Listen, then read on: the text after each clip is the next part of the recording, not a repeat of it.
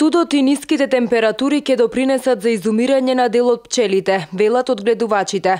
И покрај тоа што пчелните семејства можат да издржат и пониски температури, сепак студот допринесува за нивно замрзнување, посебно кај пчелите кои немаат доволно храна. Некаде има загуби, а 100% дека има загуби, дали ќе бидат 5, 10 или 20%, Господ да не чува.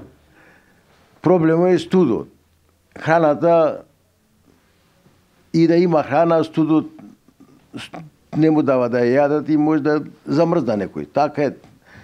Зимата така е. Сега ќе почекаме што малце па ќе видиме. Што ќе биде? А не ме радва многу ова зимава.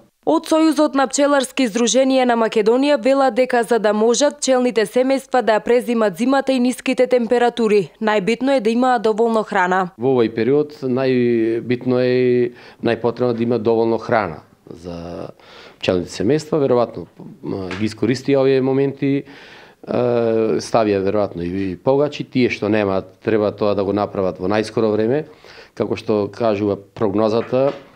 Во текот на овие следниве 3-4 денови ќе биде ваква температурата, после тоа веројатно ќе биде позитивна, така да секој момент треба да се искористи, да се делува во пчелните семејства и да се види залихата со храна.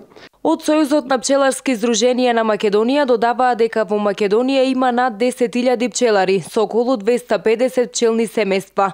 Од таму апелираат до сите оние кои започнале да се занимаваат со пчеларство, посебно да обрнат внимание во однос на заштитата, односно на прехраната на пчелното семејство.